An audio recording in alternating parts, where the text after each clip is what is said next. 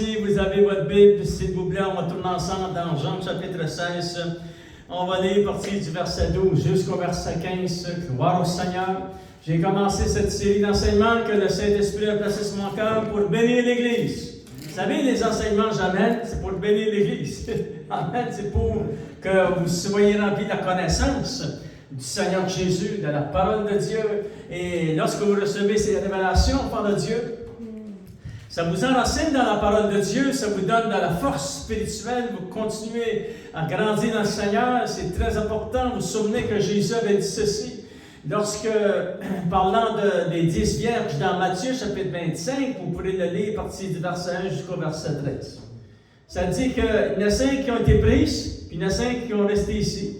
Et lorsque Jésus va expliquer pourquoi que les 5 n'ont pas été prises lorsque le son de la trompette a sonné, il va dire « Je ne vous connais pas ». Voyez-vous? Fait que la parole de Dieu vous permet de connaître Dieu. Amen. Fait que vraiment les enseignements que le Saint-Esprit place sur nos cœurs, c'est afin que l'Église, tous ensemble, alléluia, l'Église de Dieu grandisse. On grandit tous dans la foi, enfants de Dieu, dans la parole de Dieu. Et nous grandissons tous l'un d'une vitesse, l'autre d'une autre vitesse. Mais le but, c'est de grandir. Alléluia, afin de connaître le Seigneur et de garder la foi, enfants de Dieu. C'est vraiment, vraiment le secret. Vous voulez garder la foi dans les Saintes Écritures, dans le monde dans lequel nous sommes. Et j'ai commencé cette série d'enseignements qui a pour titre, enfants de Dieu, j'ai vu l'Esprit descendre et s'arrêter sur lui, qui fait référence lorsque Jean-Baptiste, Jésus est venu vers lui, et Jean-Baptiste baptisait les gens dans l'eau, dans la rivière du Jourdain. Et lorsqu'il a vu Jésus, Jésus lui a dit, il fallait qu'il accomplisse les Écritures, ça fait qu'il a été baptisé par Jean-Baptiste, et il dit ceci. Jean-Baptiste dit, lorsqu'il est sorti de l'eau, Jésus pria, le ciel s'ouvrit, et le Saint-Esprit descendit sur lui. Et Jean-Baptiste, qui avait été envoyé pour préparer la voie du Seigneur Jésus, et il va dire, Dieu le Père lui avait dit, lorsque tu vas voir que le Saint-Esprit va descendre et s'arrêter sur cette personne, cela va confirmer qu'il est le Messie, le roi de Dieu. Alléluia! Jean-Baptiste dit, j'ai vu l'Esprit descendre et s'arrêter sur lui. Alléluia! C'est comme ça que cette série d'enseignements a commencé, enfants de Dieu. Et nous avons aussi vu, enfants de Dieu, que est-ce que nous, le Saint-Esprit est venu sur nos vies? Est-ce qu'il s'est arrêté? Et la réponse, c'est oui. Lorsque tu as accepté le Seigneur dans ton cœur, le Saint-Esprit est venu ici dans ton cœur. Amen. C'est-à-dire qu'il s'est arrêté avec toi, avec vous, en toi. Et ça dit, même Jésus va rajouter, il dit, Seigneur, c'est un miracle. Alléluia. Il dit, le Saint-Esprit sera avec vous et en vous et éternellement. Ça veut dire, même après notre marche ici sur la terre, le Saint-Esprit va être encore avec nous. Vraiment, c'est très grand, très, très, très grand, enfant de Dieu. Deuxième enseignement que nous avons vu, c'est que le Saint-Esprit est venu, c'est que Jésus, vraiment le Saint-Esprit a été impliqué dans la vie de Jésus à partir du début, vraiment du début, lorsque Marie est tombée enceinte, elle a été revêtue de la puissance de Dieu et le Saint-Esprit a transporté Jésus en elle. C'était vraiment un grand miracle. Amen. Alléluia. Et le Saint-Esprit est impliqué dans la vie de Jésus toute sa vie, pendant tout son ministère. Après aussi, vous pourrez écouter cet enseignement, c'est très important. Ça décrit comment, enfant de Dieu, le Saint-Esprit était très, très, très présent dans la vie de Jésus. Jésus, par l'Esprit de Dieu, par l'Esprit éternel, il s'est offert lui-même à Dieu afin que nous ayons une protection spéciale ici sur la terre et il va permettre d'ouvrir le chemin qui nous donne accès devant le trône de Dieu. Mais vraiment, c'est le Saint-Esprit et Jésus. Le Saint-Esprit est même impliqué après la crucifixion et après la résurrection le Saint-Esprit a toujours été avec Jésus, gloire au Seigneur. Et si vous voulez ce soir, enfant de Dieu, on tourne ensemble dans Jean chapitre 16, on va lire partie du verset 12 jusqu'au verset 15. Écoutons bien, enfant de Dieu, ce que Jésus va dire. Et cette révélation qui va nous parler, c'est que le Saint-Esprit vous dira tout ce qu'il aura entendu et vous l'annoncera. Et ça, c'est vraiment puissant aussi. On lit dans Jean chapitre 16, verset 12. Écoutez bien, la parole de Dieu, ça dit, Jésus dit aux apôtres, « J'ai encore beaucoup de choses à vous dire, mais vous ne pouvez pas les porter maintenant. » Pourquoi? C'est parce qu'il fallait que le Saint-Esprit vienne. Et après que le Saint-Esprit est venu, là, il pouvait comprendre plus les choses de Dieu. Voyez-vous? Ça dit au verset 13, ça dit, « Quand le Consolateur sera venu, l'Esprit de vérité, qu'est-ce qu'il va faire? Il vous conduira dans toute la vérité, car il ne parlera pas de lui-même. » Il n'y a pas aucune place dans la Bible que le Saint-Esprit parle de lui-même. Non, non, non, il parle de Jésus. Amen. Ça, c'est toute une question de grande autorité. Amen. Et ça dit, il vous conduira dans toute la vérité, car il ne parlera pas de lui-même, mais il dira tout ce qu'il aura entendu, il vous annoncera les choses à venir. Il me glorifiera, parce qu'il prendra de ce qui est à moi et vous l'annoncera. Tout ce que le Père a est à moi. C'est pourquoi j'ai dit qu'il prendra de ce qui est à moi et qu'il vous l'annoncera. Seigneur, nous voulons te remercier pour la parole de Dieu ce soir. On te demande de nous remplir de grandes révélations. Alléluia. Et merci que tu as envoyé l'Esprit de vérité. Et il nous enseigne toute la vérité. Il nous annonce les choses à venir, Seigneur, oh Dieu. Que tu puisses bénir ton peuple, bénir la parole de Dieu dans nos cœurs. Et au nom de Jésus, nous t'avons prié. Amen. À lui soit la gloire. Alléluia. Mais vraiment, enfant de Dieu, le Saint-Esprit est d'une grande importance. Alléluia. Et Jésus va l'appeler l'Esprit de vérité. Et il vous annoncera toutes choses. Et il vous annoncera même les choses à venir. De qu'est-ce que Jésus parlait, enfant de Dieu? Première chose que nous voyons, c'est que la parole de Dieu, toute écriture est inspirée de Dieu et elle est une semence incorruptible. Elle est la parole vivante et permanente de Dieu. Alléluia! S'il vous plaît, on va lire ensemble dans 1 Pierre, voir au Seigneur, 1 Pierre, chapitre 1, verset 23 jusqu'au verset 25. Écoutons bien ce que la parole de Dieu nous enseigne, enfants de Dieu. Et vraiment que le Saint-Esprit était appointé par Jésus, aussi par Dieu le Père, Dieu le Fils, et il devait inspirer toute Écriture. Toute votre Bible que vous avez a été inspirée de Dieu, dans l'Ancien et dans le Nouveau Testament. C'est très important pour que vous puissiez bâtir votre foi sur la parole de Dieu. Parce que c'est seulement de cette façon-là que la foi grandit. La foi grandit à cause que nous entendons la parole de Dieu. La foi vient de ce que nous entendons. Ce que nous entendons vient de la parole de Dieu.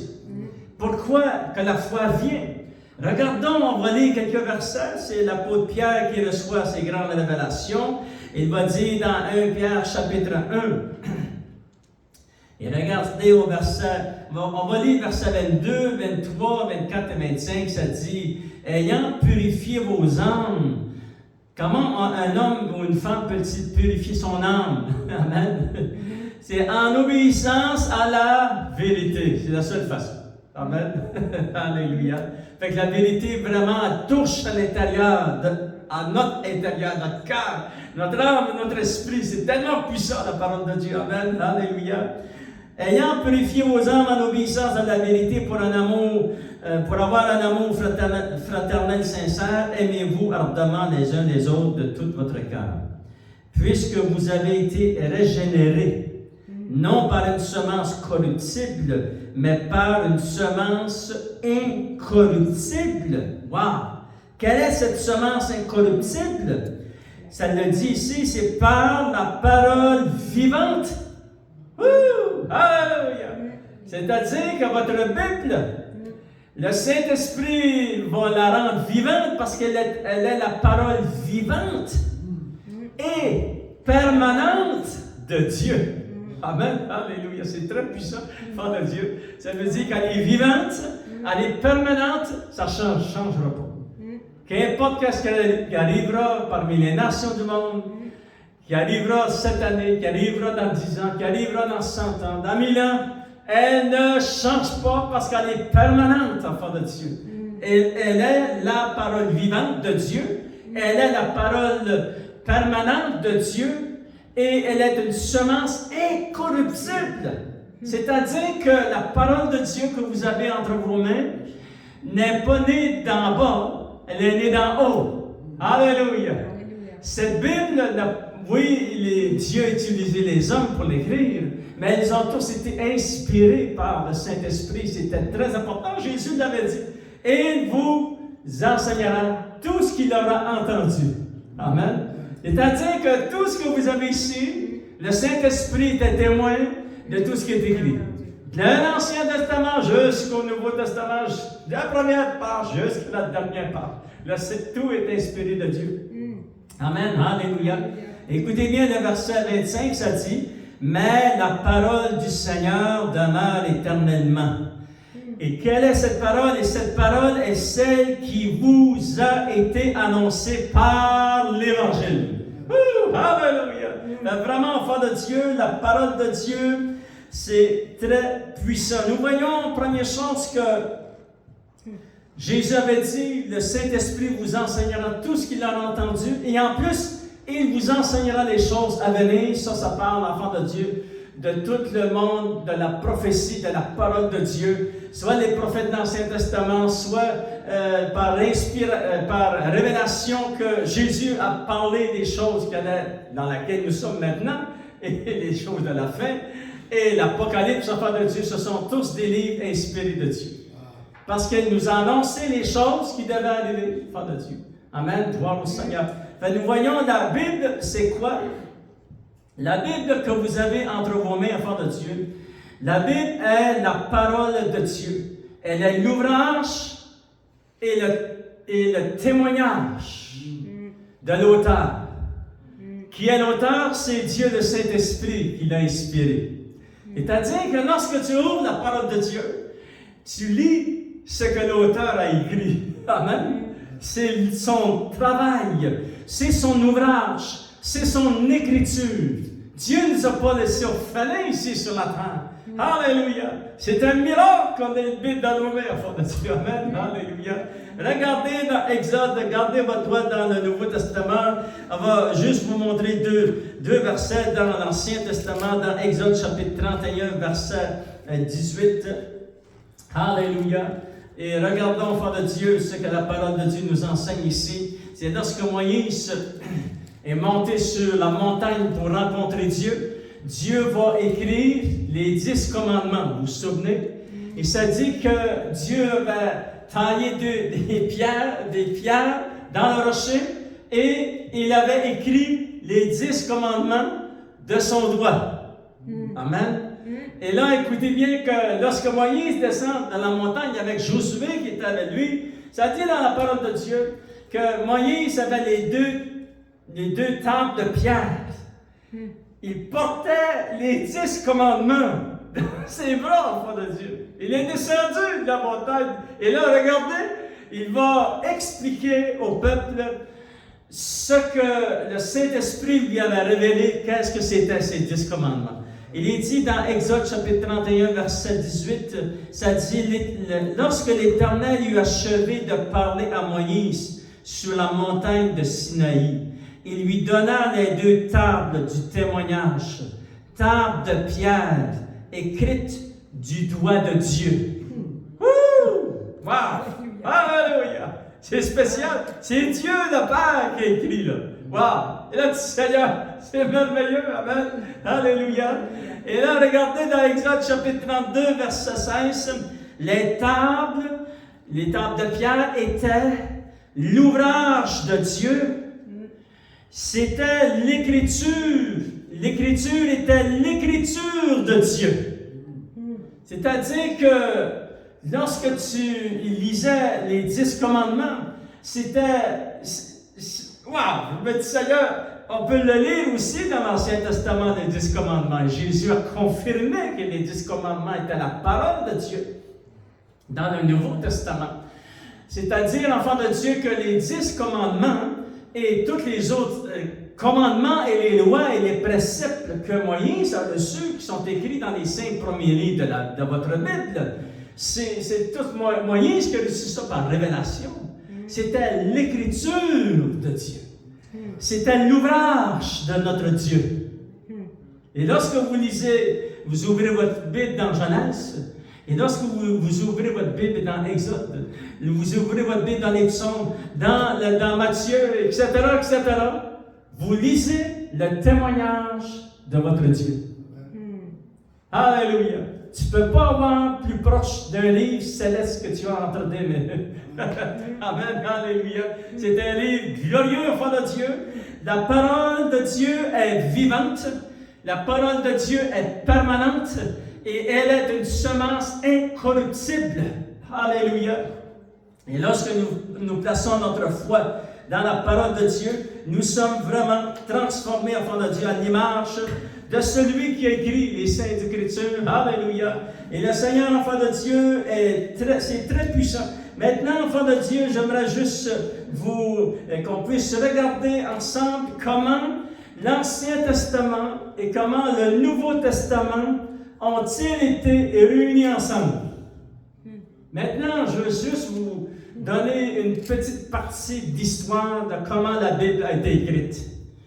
Nous savons que Dieu va créer Adam et Ève, et des années vont se passer, ils vont peupler la terre, etc. Et un jour, le péché va venir dans le monde entier. Et à partir, lorsque le péché est venu, et jusqu'à Jésus, il y a 4000 ans d'histoire d'être humain. À partir de Jésus jusqu'à aujourd'hui, il y a 2000 ans. Ça veut dire que vous avez 6000 ans d'histoire.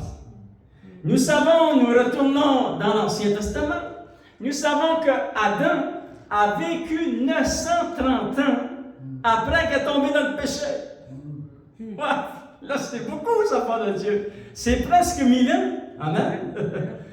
Et nous savons aussi que lorsque Dieu va se révéler à Moïse, c'est à l'entour de 1500 ans avant Jésus-Christ. C'est-à-dire qu'il y a 4000 ans, il y a 1500 ans entre Moïse et Jésus. Il y a 1000 ans d'histoire découlée à partir de lorsqu'Adam est tombé dans le péché et lorsqu'il va partir pour la gloire de Dieu, c'est-à-dire 2500 ans. Et il reste, enfant de Dieu, 1500 ans.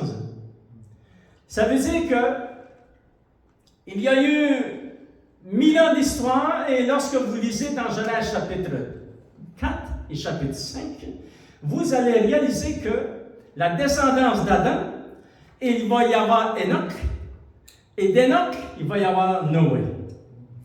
Et entre Adam, Enoch et Noé, il y a autour de 1000 ans l'histoire d'Adam et 500 ans avant que le déluge vienne.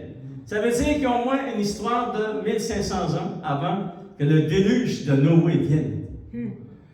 Maintenant, enfant de Dieu, Moïse est venu il y a 1500 ans, c'est-à-dire qu'avant Jésus, c'est-à-dire nous avons 3000 ans. Si ce n'est pas trop compliqué, vous suivez toujours, amen. 3000 ans d'histoire, ça veut dire qu'il y a 1000 ans qu'il n'y avait aucune Bible sur la table. Aucune parole de Dieu. À partir du déluge jusqu'à Moïse, probablement 1000 ans d'histoire, et Dieu dit, je dois sauver. Je dois toucher cette population mondiale, parce qu'après que Noé est sorti de l'arche avec ses enfants, etc., ils ont peuplé la terre. Amen. Et là, finalement, il s'est déroulé 100 et 200, 300 et probablement autour de 1000 ans avant que Dieu se révèle à Moïse sur la montagne du Sinaï. Alléluia! Et là, enfant de Dieu, une des grandes raisons, nous l'avons vu à travers les enseignements de la parole de Dieu, pourquoi que Dieu a donné les lois et les principes et les 10 commandements au monde entier qui avait là, toutes les nations du monde qui avaient là au temps de Moïse. Il y avait beaucoup de monde sur la terre. L'enfant de Dieu a oublié l'histoire là, de l'évolution, qu'on est descendant des singes. Non, non, non, non, il n'y a pas personne descendant des singes. Et puis il y a eu beaucoup de monde sur la terre. Beaucoup de nations, même au temps de Moïse. Et Dieu va se révéler à Moïse, il va lui donner la parole de Dieu. Alléluia! Mais nous savons, enfants de Dieu, que c'est très puissant. Maintenant, alléluia, est venu Jésus, le Fils de Dieu. C'est un miracle extraordinaire, la venue de Jésus. Pendant 1500 ans, au-dessus il y a 66 livres dans la parole de Dieu. Il y en a 27 dans le Nouveau Testament. Et tous ces livres sont inspirés du Saint-Esprit sur une longueur d'histoire de 1500 ans. Wow! Et lorsque vous lisez, que vous harmonisez les Écritures, vous apercevez qu'au début du 1500 ans et à la fin, il n'y a aucune contradiction dans la parole de Dieu. Si vous harmonisez les Écritures, vous allez découvrir que c'est comme parfait. Allez, ça s'explique la parole de Dieu. Pourquoi? C'est parce que c'est Dieu le Saint-Esprit qui l'a inspiré. Amen. À travers différents auteurs, à travers Isaïe, à travers les prophètes, à travers... et là, enfant de Dieu, écoutez bien, là, le grand miracle qui s'accomplit, là, Jésus vient. Souvenez dans Jean chapitre 1, ça dit, au commencement. Au commencement était la parole, et la parole était avec Dieu, et la parole était Dieu. Et la parole a habité parmi nous, pleine de grâce et de vérité. Nous savons qui est la parole de Dieu. Jésus est la parole de Dieu. C'est-à-dire que toutes ces années, lorsqu'ils ont reçu la parole de Dieu avant que Jésus vienne, mais Jésus, lui, il est la parole de Dieu. Alléluia! Et l'enfant de Dieu, il va être écrit les quatre évangiles de votre Bible.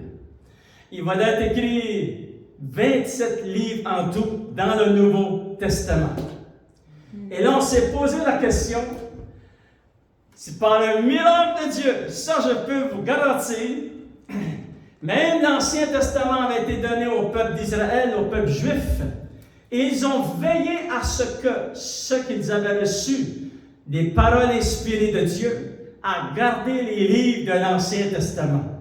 C'est un miracle, juste ça, parce que vous savez qu'ils ont passé à travers différentes guerres, ils ont protégé la parole de Dieu, ils ont été envahis, ils ont protégé la parole de Dieu. Tout était, beaucoup de choses qui sont venues contre eux, mais ils ont protégé les Saintes Écritures. Même le Nouveau Testament, nous savons que la parole de Dieu dit, toute parole est inspirée de Dieu. Mais on va le lire parce qu'on va revenir un petit peu au Nouveau Testament et on s'est posé la question, comment ce livre est-il arrivé à être complet comme nous l'avons dans nos mains?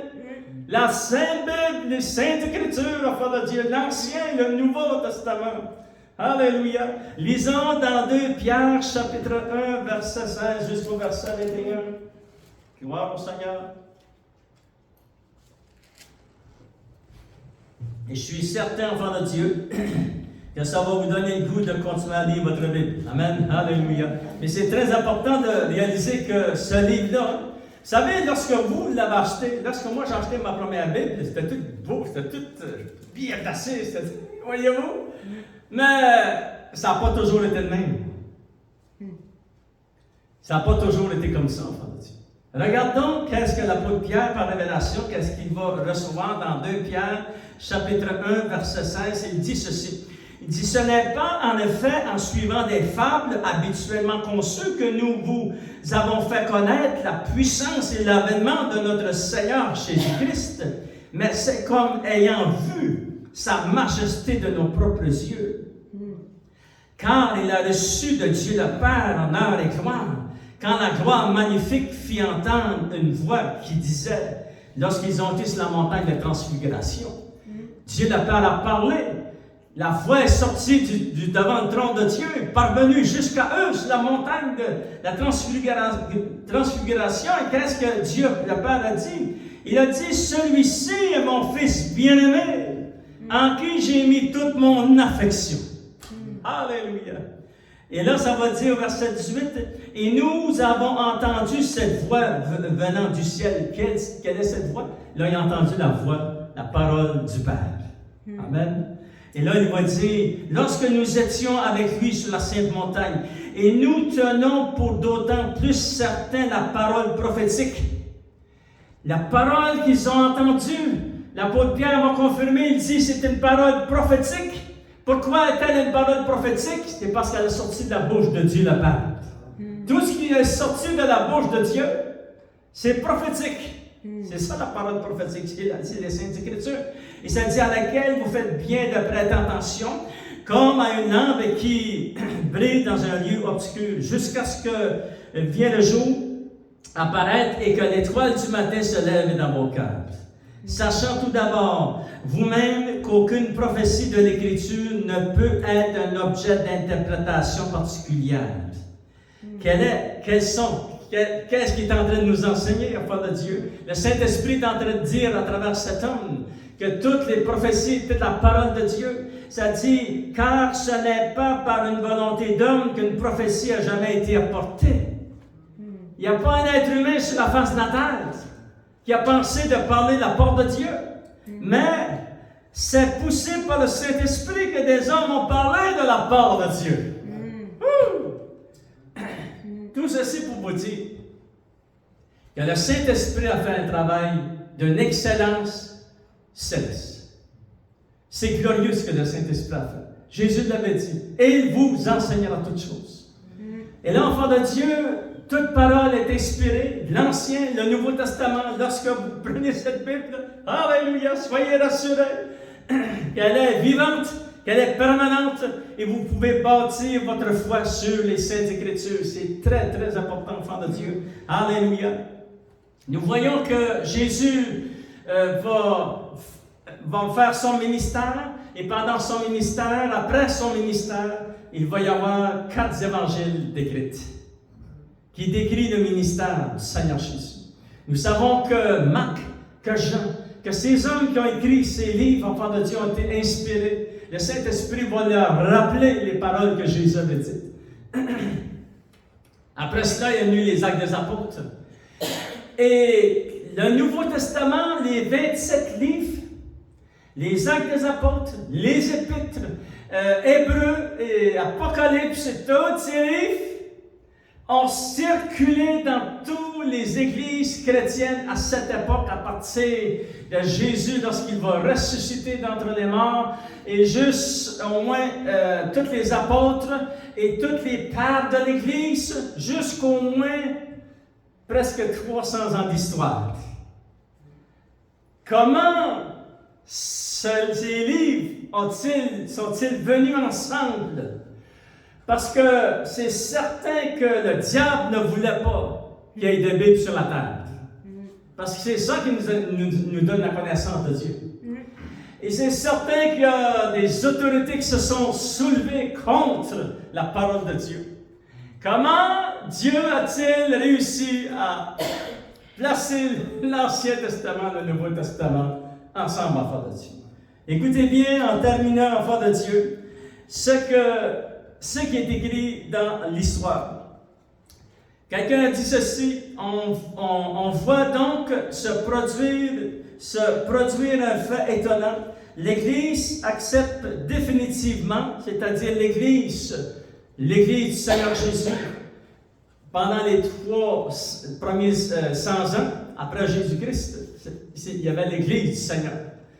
Et tous ces gens-là, les 27 livres ont circulé dans toutes ces églises, au Moyen-Orient, partout où ils étaient, enfants de Dieu, même en Europe, etc. Il y avait beaucoup d'églises. Et ces gens-là lisaient ces livres comme elle était la parole inspirée de Dieu. C'était définitif. Si tu rentrais dans ces églises, c'est inspiré de Dieu. Amen, alléluia. Et ils avaient raison aussi. Là. Amen, alléluia. Maintenant, enfants de Dieu, il y a aussi une explication très importante. Comment nous avons cette Bible aujourd'hui dans nos mains. L'Ancien et le Nouveau Testament. Il n'y a qu'une explication à ce fait.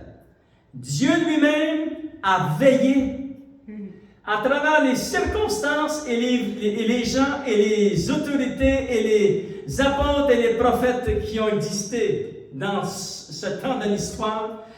Dieu lui-même a veillé à ce que, parce que si Dieu n'a pas veillé, ça n'aurait pas été écrit. Tu n'auras pas de Bible dans tes mains aujourd'hui. Cette Bible est dans tes mains et tu l'as, enfant de Dieu, chéris-la de tout ton cœur. Place ta foi dans les Saintes Écritures parce que c'est la seule façon que la foi va grandir, amen, dans ton cœur, c'est que tu places ta foi dans les Saintes Écritures. Et enfant de Dieu, écoutez bien ceci. Un homme de Dieu a dit ceci. Il a dit, l'Église n'a pas eu à compléter ni à créer la Bible au complet, mais à le reconnaître. Ça s'est fait à travers des années et des années et des années. Ils ont eu à reconnaître que c'était vraiment toute la parole inspirée de Dieu. Et c'est ça qu'ils ont fait. Et ça, c'est écrit dans l'histoire, qu'est-ce que je vous mentionne, l'enfant de Dieu. Il existait dès l'apparition du dernier livre du Nouveau Testament. Enfant de Dieu, tout était inspiré de Dieu. L'autorité de l'écriture inspirée s'est simplement imposée par le témoignage du Saint-Esprit. C'est pour ça que votre Bible, ça s'appelle la parole vivante et la parole permanente. Et elle est une semence incorruptible. Et c'est elle qui nous a transformés ici. Et c'est elle qui nous explique, qui tourne nos yeux constamment vers Jésus, le Fils de Dieu. Alléluia. Vers notre Père, vers notre Dieu et vers notre Sauveur, vers notre Seigneur, enfant de Dieu. Alléluia. Cette Bible est la parole du royaume de Dieu. Alléluia. Toute parole est inspirée de Dieu. Lèvons-nous sous l'ensemble, enfants de Dieu. Alléluia. Donne bonne main d'applaudissement, Seigneur, ce soir. Et tout ceci pour vous dire, Jésus avait dit, il vous enseignera toutes choses, et il vous rappellera tout ce qu'il aura entendu, vous annoncera les choses à venir. Il a fait un travail excellent de Saint-Esprit. Amen. Alléluia. Seigneur, oh Dieu, nul n'est comme toi. Et Seigneur, nous sommes dépassés par tous ces événements, et tu as veillé, et tu as travaillé puissamment pour que nous ayons une Bible aujourd'hui dans nos mains. Nous voulons la lire, l'aimer, Seigneur, oh Dieu, la laisser entrer dans nos cœurs et bâtir notre foi et s'enraciner dans les Saintes Écritures.